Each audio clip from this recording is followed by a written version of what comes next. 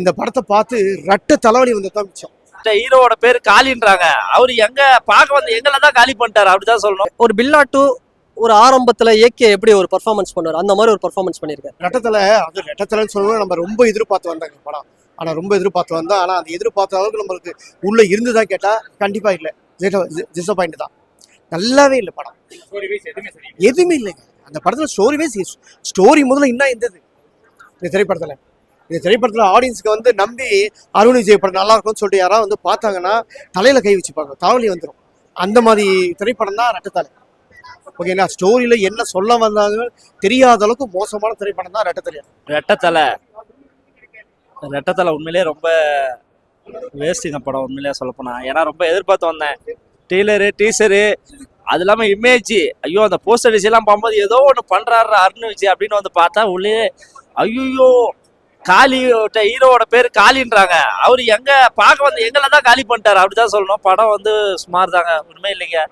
சும்மா sound dim dim டம்மு டம்முன்னு போட்டுக்கின்னு waste. ஆனால் ஒரு 2 ஹவரில் முடிச்சதால நான் கொஞ்சம் தப்பிச்சோம். இல்லைன்னா இன்னும் நாங்கள் பாதிப்படைஞ்சிருக்கோம்.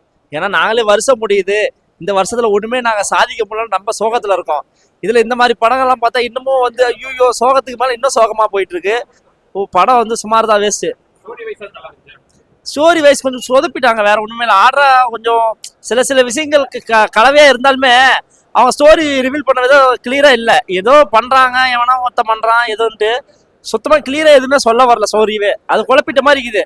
அந்த மாதிரிதான் படத்துல பிளஸ் சொல்ல போனா ஃபைட்டு மட்டும் தான், வேற ஒண்ணுமே கிடையாது. ஒரு சாங்குள்ள ஆசை வருது, அது அந்த மாண்டேஜ் சாங் கூட போயிருது. மற்றபடி படம் ஒண்ணுமே கிடையாதுங்க, வேஸ்ட்.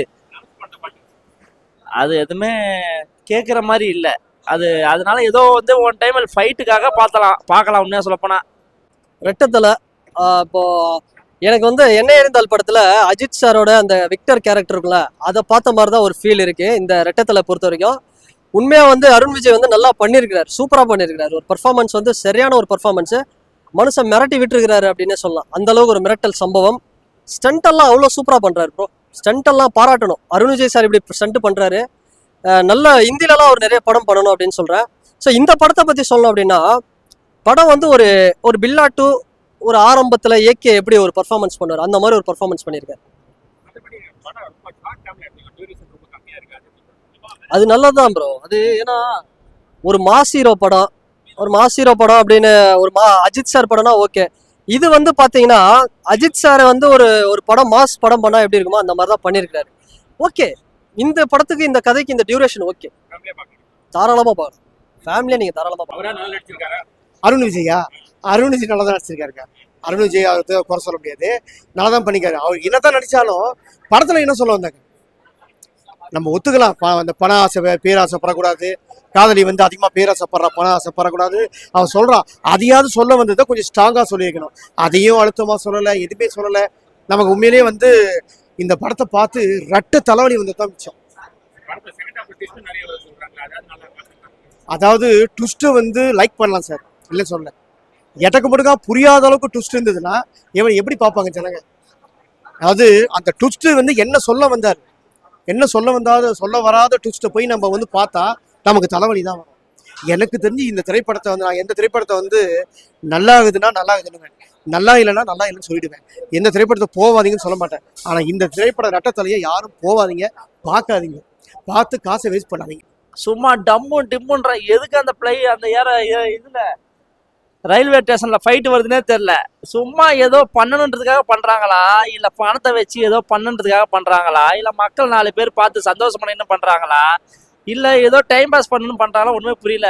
ஏங்க நாங்க ஒரு 130 ரூபா கொடுத்து பாக்குறோம், எங்களை கொஞ்சமாவது சாட்டிஸ்ஃபைட் பண்ணுங்களேன். என்னங்க நீங்க நல்லா 30+ அப்படின்னும் போது ஏதோ ஒரு கதையா இருந்தாலும் நான் பார்ப்பேன் உட்காந்து.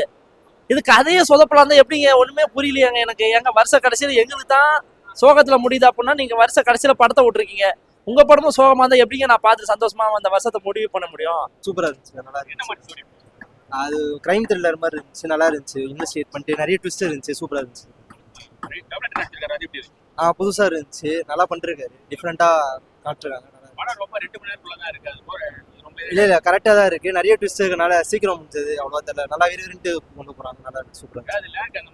இல்ல அவ்வளோ லேக்லாம் இல்ல, நடுவில் கொஞ்சம் ஸ்லோவா போச்சு, அதுக்கப்புறம் நல்லா போயிடுச்சு, ஸ்பீடா இருந்துச்சு.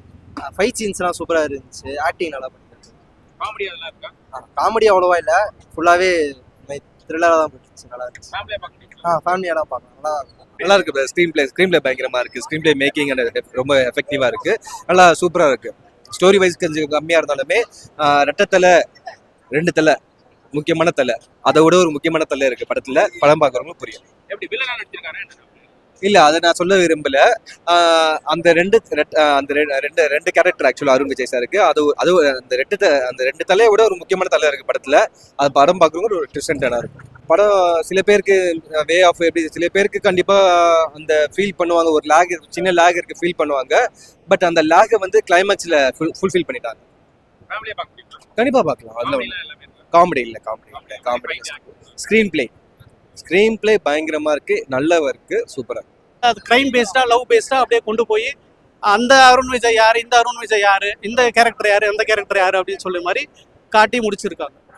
கடைசியில ஒரு ட்விஸ்ட் வச்சிருக்காங்க. அது அந்த ட்விஸ்ட் நல்லா இருக்கு. சர்ப்ரைஸா இருக்கும் நம்மளுக்கு பாக்குறதுக்கு. அது போய் பார்த்தா நல்லா இருக்கும். நம்ம சொல்லக்கூடாது. அது லேக் இருக்கு. லேக் வந்து அந்த ஃபிளாஷ்பேக் சீன்ஸ்லாம் சிலது காட்டுறாங்க, சிலது தேவையில்லாத ஃபைட் சீன்ஸ்லாம் டக்குன்னு வருது. அதெல்லாம் கொஞ்சம் அவாய்ட் பண்ணிடலாம். பட் ஓவராலாக பார்க்கும்போது நல்லா இருக்கு. வந்து பார்க்கறதுக்கு ஒருத்தம். சாம் சிஎஸ் மியூசிக் தான் நல்லா ஒர்க் அவுட். பேக்ரவுண்ட் மியூசிக்லாம் நல்லா போட்டுருக்காரு. தனுஷ் பாடின சாங் நல்லா இருக்கு. ஒரு ஃபீலிங்காக இன்னொரு சாங் ஒன்று வருது, அதுவும் நல்லா இருக்கு. ஃபேமிலி பாத்தீங்க வந்து பார்க்க முடியுமா? குழந்தைங்க பார்க்க முடியாது. U6ன்றதுனால குழந்தைங்க பார்க்க முடியாது. நீங்கள் வந்து ஒரு கப்பலாக வாங்க, ஃப்ரெண்ட்ஸ் கூட சேர்த்துட்டு வாங்க. குழந்தைங்களாம் வந்து ஏன்னா பிளட் ஷேட்ஸ் ஜாஸ்தி இருக்கனால நம்ம வந்துட்டு U6ன்றதுனால அவங்களே போட்டிருக்காங்க. குழந்தைங்களை மட்டும் அவாய்ட் பண்ணிங்க.